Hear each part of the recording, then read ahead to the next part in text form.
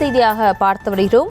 கோவை மாவட்டம் மதுக்கரை அருகே அரசு பள்ளி ஆசிரியை பத்மா எரிந்த நிலையில் சடலமாக மீட்கப்பட்ட நிலையில் அது தொடர்பான காட்சி வெளியாகியிருக்கிறது. கோவை மாவட்டம் மதுக்கரை அருகே அரசு பள்ளி ஆசிரியை பத்மா எரிந்த நிலையில் சடலமாக மீட்கப்பட்ட நிலையில் அவர் செல்லக்கூடிய அந்த காட்சி வெளியாகியிருக்கிறது. அண்மை செய்தியாக பார்த்து வருகிறோம். நாச்சிபாளையம் என்ற இடத்தில் ஆசிரியை பத்மா எரிந்த நிலையில் சடலமாக மீட்கப்பட்டார். ஆசிரியை பத்மாவின் மரணம் கொலையா தற்கொலையா என்ற கோணத்தில் தற்போது விசாரணை மேற்கொண்டு வருகின்றனர் போலீசார். அது தொடர்பான அண்மை செய்தியை பார்த்து வருகிறோம். கோவை மாவட்டம் மதுக்கரை அருகே அரசு பள்ளி ஆசிரியை பத்மா எரிந்த நிலையில் சடலமாக மீட்கப்பட்ட நிலையில் அவர் செல்லக்கூடிய அந்த காட்சி வெளியாகியிருக்கிறது.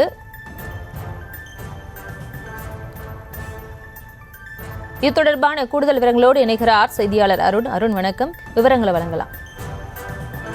பிரியங்கா வணக்கம். அதாவது சிதம்பரம் பகுதியைச் சேர்ந்த பத்மா கோவை மதுக்கரை அடுத்த வழுக்குப்பாறை அரசு உயர்நிலைப் பள்ளியில ஆங்கில ஆசிரியையாக பணியாற்றி வந்தார். இந்த நிலையில இன்று காலை அவர் சடலமாக அந்த அவரது வீடு இருக்கக்கூடிய அரிசிபாளையம் பகுதியிலிருந்து வழுக்குப்பாறை என்ற பகுதியில் இருக்கக்கூடிய அரசு பள்ளிக்கு செல்லக்கூடிய வழியில் ஒரு ஆளரவமிற்ற ஒரு காட்டுல அவரது உடலானது எரிந்த நிலையில் மீட்கப்பட்டது. இந்த நிலையில அவர் எதற்காக உயிரிழந்தார், அவர் உயிரிழந்தது கொலையா அல்லது தற்கொலையா என்ற கோணத்தில் காவல்துறையினர் தற்போது அவரது சடலத்தை கைப்பற்றி விசாரணை மேற்கொண்டு வருகிறார்கள். அவரது உடலானது தற்பொழுது பிரேத பரிசோதனைக்காக கோவை அரசு மருத்துவமனையில் வைக்கப்பட்டிருக்கிறது. இந்த நிலையில நேற்று காலை 11 மணி அளவில் அவர் வீட்டில் இருந்து செல்லக்கூடிய சிசிடிவி காட்சியானது தற்போது வெளியாகி இருக்கிறது. அந்த சிசிடிவி காட்சியில் அவர் தனது இருசக்கர வாகனத்தில் அவர் அந்த பள்ளிக்கு செல்வது போன்று சென்று கொண்டிருக்கிறார். ஆனால் நேற்றைய தினம் அவர் பள்ளிக்கு செல்லவில்லை. வழக்கமாக காலை 8 மணி முதல் 8:30 மணி வரை அவர் பள்ளிக்கு செல்வதை வழக்கமாக கொண்டிருந்த நிலையில நேற்றைய தினம் 11 மணி அளவில் தான் அவர் பள்ளிக்கு சென்றிருக்கிறார்.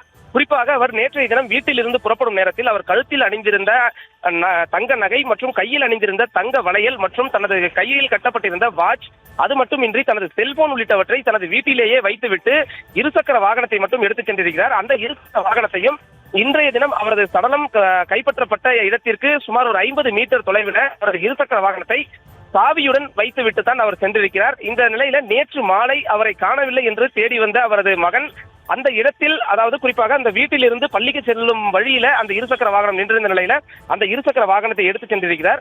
தொடர்ந்து இந்த சிசிடிவி காட்சியானது தற்போது வெளியாகி இருக்கக்கூடிய நிலையில அவர் நேற்றைய தினம் எங்கு சென்றார் என்பது தொடர்பாக காவல்துறையினர் தற்போது விசாரணையை முடுக்கியிருக்கிறார்கள்.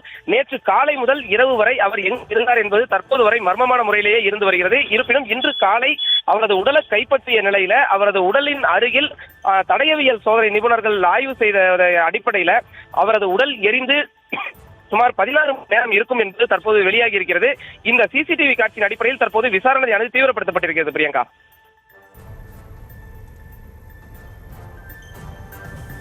விவரங்களுக்கு நன்றி அருண்.